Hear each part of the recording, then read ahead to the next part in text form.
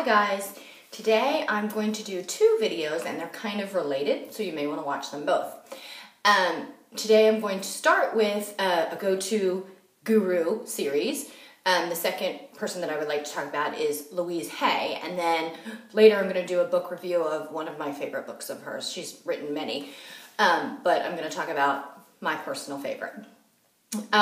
Louise Hay is kind of like, I would say, the mother of all spirituality. She's like a warm, fuzzy hug from your loving, caring mom. So if you ever need like some nurturing in your life, or you're just not feeling the love, she's the person to listen to, get a good lecture. There's a bunch of lecture series on YouTube that you can check out. I wanted to go ahead and give you some background on Louise Hay. Like most of our spiritual masters, unfortunately, but weirdly, coincidentally, they usually come from these really harsh upbringings. And I guess there's a lot of spiritual growth in pain. But she started her life in California. And as far as I know, she was born to a single mom. And her mom married her stepfather at the time. And unfortunately, he was extremely abusive physically and mentally. And at some point in her childhood, she was unfortunately raped. And there's conflicts on the internet as to the age of the rape. Some say it was as early as 5.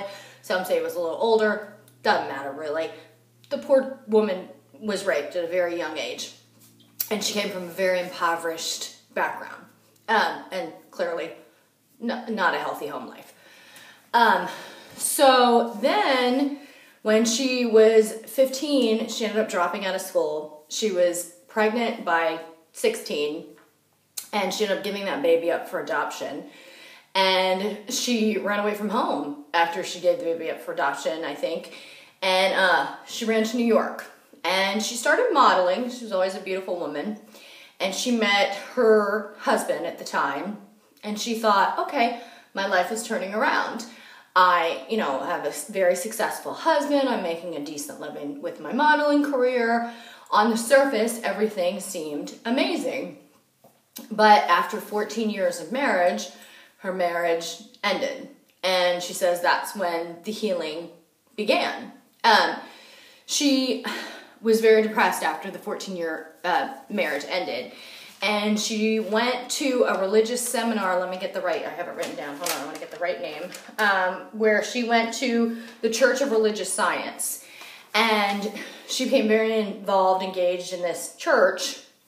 And she started doing speakings and teachings for the church. And then she was doing these AIDS, people with HIV, they were called hay rides. They were like meeting groups to help with self-esteem and dealing with the disease and things like that. She's doing all these beautiful charitable things. And she found out that she had cervical cancer. And it was supposedly incurable cervical cancer. Well, she decided that she wasn't going to accept that diagnosis. She researched and she found the correlation between emotions and illness, basically. And how unresolved emotions in the body manifest itself through, unfortunately, sometimes sickness and ailments and issues. Well, she apparently cured herself of cancer with a regime of love and forgiveness, and she basically said that hanging on to all the anger and resentment from her abuse, both the physical and the sexual abuse, it had led to this becoming this cancer. So she did, traditional treatments, and then she also did huge undertaking of internal healing. And she worked through forgiveness and love and went through Reiki and all these other homeopathic, so to speak, ways of healing, and she ended up curing the cancer. And the beautiful thing is, that became her life purpose. She started doing lecture series on self-love and in healing your life and changing your life by changing your emotions and how you feel about yourself. And she also, she's written several books. And again, I'm going to do another book review on my personal favorite.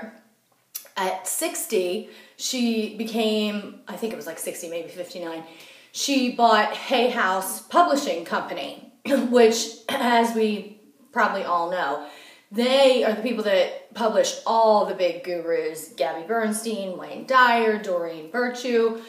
And so she's become this world phenomenon, and she's at 81 now, and they just made a film about one of her first books. So I love her go get 'em spirit, her, never give up, you're never too old mantra, keep going, life is to be lived to the fullest, and love yourself while you're here.